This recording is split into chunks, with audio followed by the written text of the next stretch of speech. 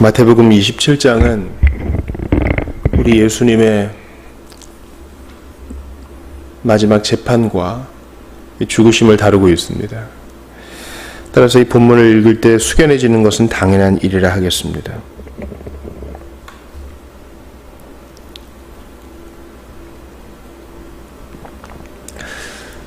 그러나 우리는 이 본문이 예수님의 육체적 고통에 대해서는 많은 부분을 다루지 않았다는 것을 알고 있습니다. 이른바 영상이나 영화에서 보여주는 것처럼 예수님의 육신적 고통만을 너무 강조하면 그분이 이 당하신 죽음의 의미를 우리가 다 깊이 생각하지 못할 우려가 있어요. 야, 참 잔인하고 아프겠다로 그쳐서 감성적으로만 흐르게 되면 우리 신앙이 상당히 모래 위에 서 있을 수밖에 없습니다. 우리는 이 모든 일련의 일들이 다 예언을 성취한 이름을 기억해야 되고, 그리스도께서 죽으신 죽음은 대속의 죽음이라는 것을 기억해야 합니다. 특별히 53절을 보시면 예수의 부활 후에 그들이 무덤에서 나와서 거룩한 성에 들어가 많은 사람에게 보이니라. 그러니까 무덤들이 열리며, 예수님이 운명하실 때 무덤들이 열리며 자던 성도의 몸이 많이 일어나되 예수의 부활 후에 그들이 무덤에서 나와서 거룩한 성에 들어갔다. 이 말씀은 다른 복음서에서는 잘 못 보는데 마태는 이것을 이제 얘기합니다. 예루살렘 성에서 자던 성도의 몸이 일어나 산 사람들에게 보였다는 것이죠. 마치 나사로와 같은 일이 벌어진 겁니다. 나사로의 부활과 같은. 이걸 부활이라고는 할 수는 없겠죠. 다시 살아났고 또 그 몸은 또 죽을 거니까요. 이것은 뭡니까? 예수님의 죽음으로 끝이 아니라 그리스도의 부활은 부활의 첫 열매가 되셔서 보아라, 이렇게 많은 사람들이 일어나지 너희도 이와 같이 될 것이다. 이것은 전주에 불과하다라는 것을 우리에게 알려줍니다. 그러므로 마태복음 27장을 보되 그리스도의 부활까지 겸하여 보지 않으면 우리는 매우 슬픈 사람이 될 것입니다.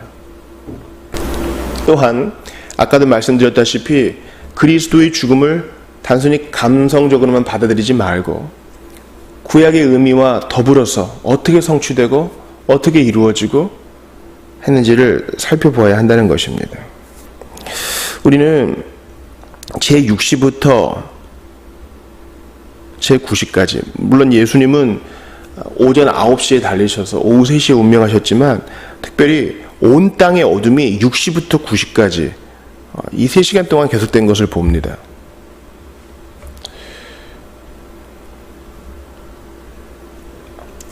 제6시부터 9시는 한 12시부터 3시 사이가 되겠죠.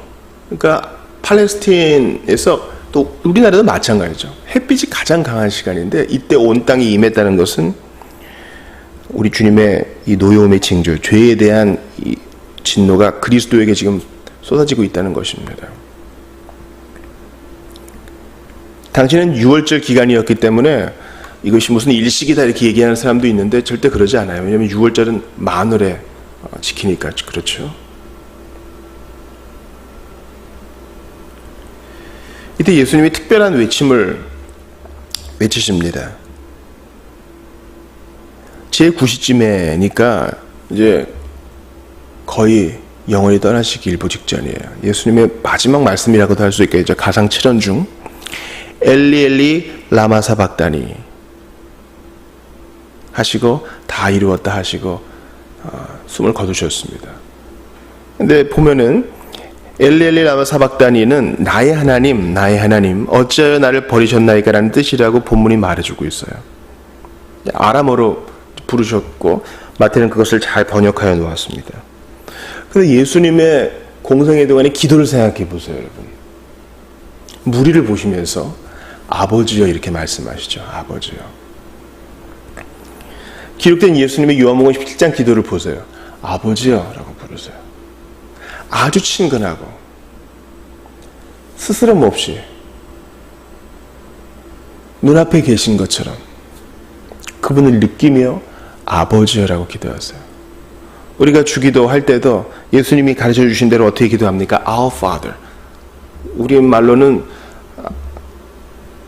하늘에 계신 우리 아버지, 하늘이 먼저 나오지만 본래 아람어든 헬라어든 발음 순서는 나의 아버지, 하늘에 계신 분, 이렇게 기도하는 겁니다. 우리에게 너의 하나님을 아버지라고 불러라라고 가르쳐 주신 분이 이 진노를 한 몸에 받으실 때 6시간 동안 십자가에 달리셨으니 의식이 얼마나 서르르 흐려지겠어요. 마시지 못하셨으니 얼마나 입이 바싹바싹 마르셨겠어요. 터질 듯한 심장 때문에 말한다는 것은 고사하고 지금 나를 빨리 죽여줬으면 좋겠다 그런 마음 들지 않겠습니까? 신경이 갈기갈기 찢어지는 그 고통 속에 우리 예수님이 정신을 똑바로 차리시고 마지막 사력을 다해 외치십니다.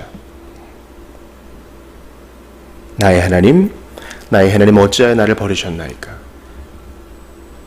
이 시편 말씀이 그대로 응한 것이죠. 시편에도 이 말씀이 있지 않습니까? 22편에 시편 기자는 버림받은 것 같은 상황이 있었으면 건짐을 받았죠. 근데 바로 이 현장에서 예수님은 실로 완전히 버림을 받으셨어요.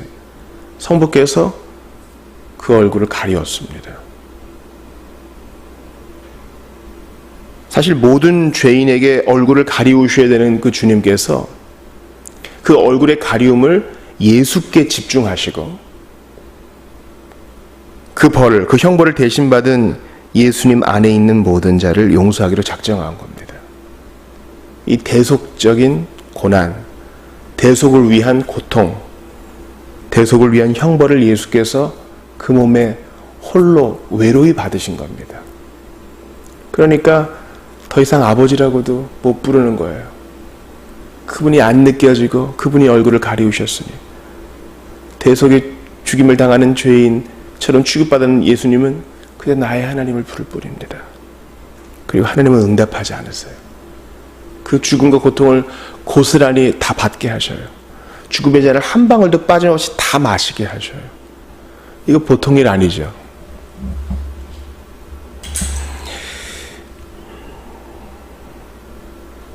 모든 죄인을 위하여 그렇게 할 필요가 없으신 분이 나 대신 맞고 나 대신 죽었다. 이건 보통 일이 아닙니다. 나 같은 것을 위해 창세 전부터 시작된 그 친밀한, 계속되어 왔던 친밀한 관계가 단절되는 것을 감수하셨습니다. 우리 예수님은 운명하시기 전에도 시편 말씀을 그대로 이루셨죠. 시편 69편 21절에 보면 그들이 쓸개를 나의 음식물로 주며 목마를 때에는 초를 마시게 하였사오니. 예수님이 십자가에 달리실 때 쓸개 탄 포도주를 사람들이 줍니다.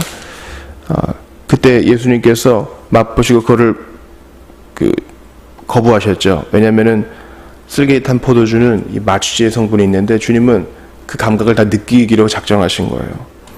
또한 해면에다가 신포도 적셔가지고 갈대에게서 마시게 합니다. 이것도 시편 말씀을 이루려 하심이죠. 신포도주는 일반 병사들이 값싸게 마시던 술입니다. 주님은 이 친절한 행위를 받으십니다. 그러나 그 어떤 것도 아버지와 단절되는 이 고통을 경감시켜 주지는 못했습니다. 기억하세요? 우리를 낫게 하시려고 그분이 고통을 받으셨어요.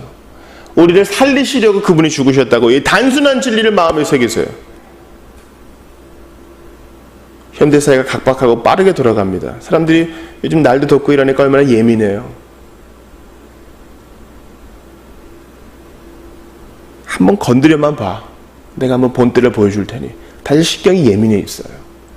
이런 사회에서 누군가 내게 선행을 베풀고 나를 잘 대해주면 이건 기적과 같은 일이에요. 그렇지 않아요? 뭐 내가 그 사람한테 뭐 빚진 게 없는데, 내가 밑보인 게 없는데 그 사람이 나를 잘해준다? 특별한 뭐 이해관계도 없이 놀라운 일이에요. 가족도 아닌데. 근데 예수님이 이렇게 하셨습니다. 그저 선행과 돈이 아닌 자기의 생명을 주시고 자기 자신을 우리에게 주셨습니다. 이 예수님을 깊이 생각하는 오늘 하루 되시기 바라요. 기도합시다. 주님, 이 말씀을 깊이 묵상할수록 저희의 부족함이 보입니다. 부족한 죄인을 위해 십자가 달리신 주님을 사랑합니다. 주님을 깊이 묵상하며 기도도 깊어지게 하옵소서. 우리가 실패한 그 자리에서 다시 일어날 수 있도록 예수 보혈의 피로 일어나게 하옵소서. 우리의 삶을 그리스도의 피로 역전시키실 주님을 기대합니다. 사랑합니다. 예수님 이름으로 기도하옵나이다. 아멘.